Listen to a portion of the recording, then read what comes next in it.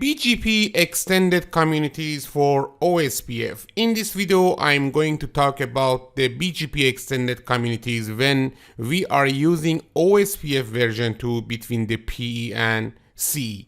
This scenario is similar to the scenario we configured before in the video of the BGP extended community for EIGRP, but you know that in this time we are using OSPF between the PE and CE. Let me to talk about the scenario. First, we need to configure the scenario. After that, we can talk about the extended communities that we are using for OSPF advertisement. You know that we need the extended communities for recreating the original network. Let me to talk about that first. Look at here. When you are advertising one of these networks from the R1 as a C router to the P router, for example, when we are advertising with OSPF with one LSA to the these networks to the router 2, and then we expect to receiving the same route in the other side, we need some extended communities here to preserving the information with these routes. For example, you know that in OSPF we have some important information. We have process ID, we have, for example, router ID, also the area ID or some other useful information, route type. How we can recreate this information in, or for example, obtain this information in the last hop PE or the R4, for example, in this scenario with the BGP extended communities. When we are redistributing this information into the BGP, you know that BGP needs some extended communities for example, transporting the detail of the original networks. The name of these extended communities are BGP communities for OSPF. In this video, I'm going to talk about these extended communities. For example, you know that when we use EIGRP between the R1 and R2, the BGP extended community specifically and especially for EIGRP exist, and we learn about them. Here now it's time of OSPF, and we want to learn about how BGP can carry the information of the OSPF receiving in the PE router and how it can use this information to recreate the original network address when it needs to send it, for example, network address to the next CE. Okay, let me first configuring this scenario. After that, we can talk about the for example, BGP extended communities for OSPF. This is the scenario. I'm using the notepad file that I used before for the EIGRP. With some change, we can use it. And this is the CLI. When we ensure that one router's configuration is correct, we can copy the configuration on the CLI. Look at here, starting from router 1. You know that router 1 is the CE in this scenario. Because of that, en conft host name, we have interface fast ethernet 00 with the IP address of 10.121.255.255.255.0 and then no shutdown. Look at here. In this router, I'm going to configure two loopback interface. The first loopback interface is for advertising with OSPF as an internal route to router 2, and the second interface loopback 1, I'm going to use this interface loopback 1 for advertising one external networks to the OSPF. We have some differences between the internal network and external network in the OSPF. I will show you the difference between two. And then here, because of that interface loopback 1's IP address is 192.168.254.11/32.255.255.255.255. Also, because we need to configuring the OSPF between router 1 and router 2, okay, I use router OSPF2.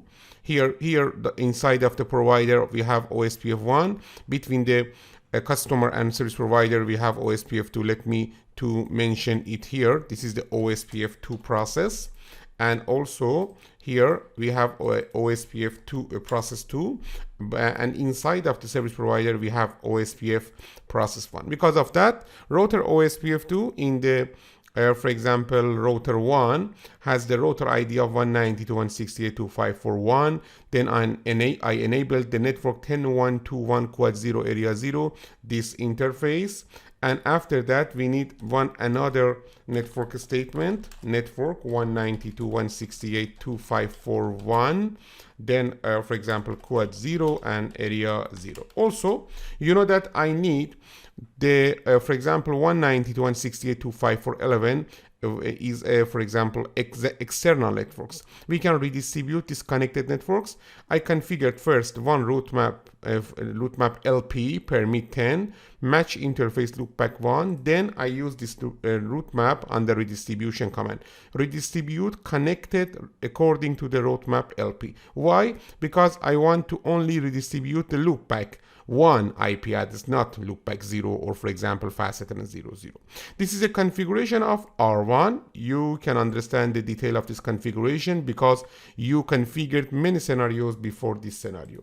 After that, let me to copy this configuration on the router 1. Look at here, we didn't receive any error message. Now we can go to the router 2. This is the router 2, the PE router, one of the most important routers in this scenario because this is a PE, and you know that MPLS L3VPN is a PE to PE technology. For configuring router 2, we have for example, enconft hostname R2, MPLS label range between 200 to 299. The next part of configuration is IP addressing. Interface fast Ethernet 00's IP address is 10.232.255.255.255.0. Then IP OSPF network point. This is the IP addressing. Also, we have one loopback interface because we need to configuring BGP, IBGP between router 2 and router 4. The IP address of the loopback 0 is 192.168.2.542 quad 255. Also, we have OSPF1. Router ID is 192.168.2.542, and then the network statement include 10.232 quad 0 area 0, this interface, and then network 192.168.2.542 quad 0 area 0, the loopback of the router 2, and after that we enabled MPLS LDP autoconfig for the R2. Also, we need a VRF definition A, RD65000 column 1, address family IPv4, route target post 65000 column 1. Don't forget here we are using only one customer with 2 sites.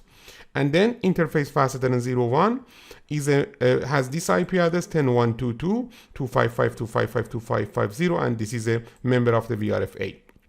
Also, I configured one OSPF process between the router 1 and router 2. Router OSPF2 VRFA, we configured OSPF1 inside of the service provider. Because of that, here we need OSPF2. And then router ID is quad 2, network 10.122 quad 0 area 0, enabling OSPF on the fast Ethernet 01 of the router 2. Then we need the redistribute BGP 65000 subnets, you know the reason. And then router BGP 65000, no BGP default IPv4 unicast. Then I configured neighborship with the router 4, and also I enabled address family VPN v4 for the neighbor router 4.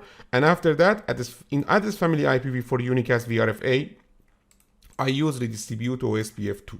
This is the configuration of the router 2. Let me to copy this part of configuration and pasting on the router 2, copy and pasting here.